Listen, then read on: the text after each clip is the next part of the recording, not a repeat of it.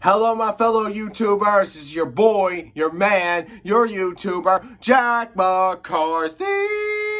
And today I'll be reacting to the latest Story Booth College video. This is ELI, RALLO, Greek Life Exposed. Basically, it talks about the college girl, a college girl that I saw in like the little small screen thing that, you know, on the side of the video. So this ought to be very interesting about the Greek life for us, you know, a college women's sorority, you know, like in Neighbors 2. Alright, before I get started with this video, like, subscribe, click the little bell so you never, ever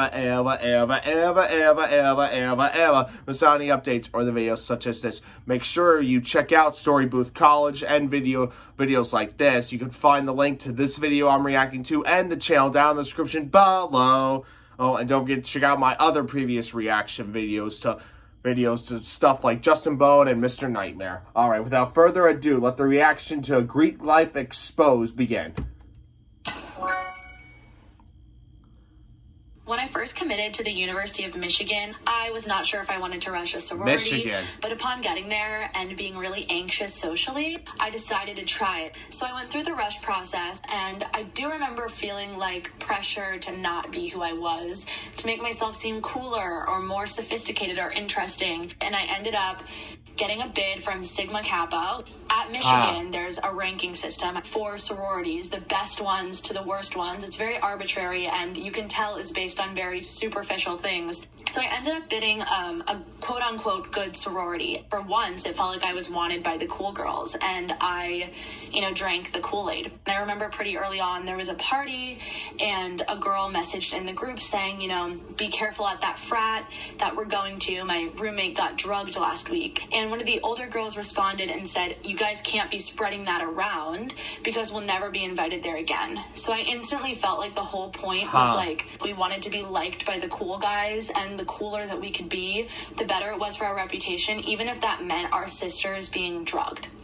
So I almost instantly felt turned off by the whole thing. I feel like I was ostracized for hanging out with people that weren't as cool.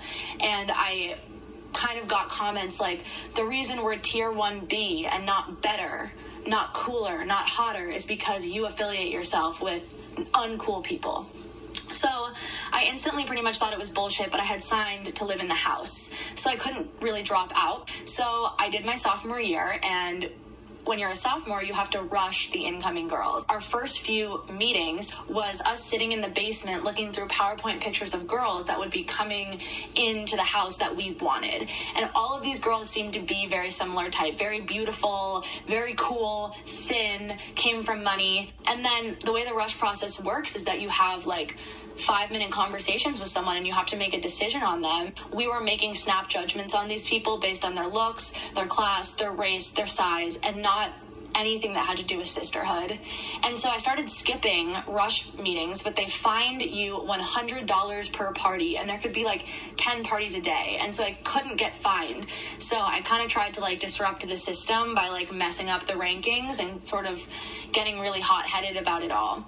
So I ended up dropping and dedicating a lot of time to speaking out about what I thought was so wrong about Greek systems, the way it pits women against each other, the way it's completely grounded in misogyny, patriarchy, fat phobia, racism, classism, homophobia. The list could only go on. Just because something's history or tradition doesn't mean it's okay. If one woman feels as though she was ostracized on the base of her race, sex, size, sexual orientation, looks, anything, that's enough to say something's a problem. If one male dies as a result of Greek hazing, that's enough to say something's a problem. And it's really important to me that I continue to speak out about this so that we can at least educate people on what happens behind closed doors and how terribly toxic the system really is.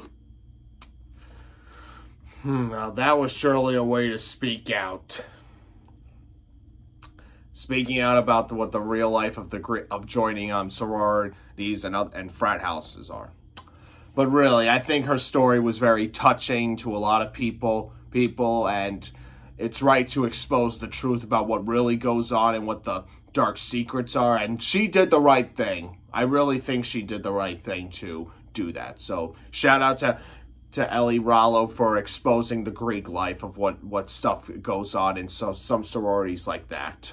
Alright, I hope you all enjoyed this video. I know I did. Like, subscribe, click the little bell so you never, ever, ever, ever, ever, ever, ever, ever, ever miss out on any updates or other videos such as this. Check out this video, check out the channel, both links down below. Jack McCarthy, signing off. El Bio-wee.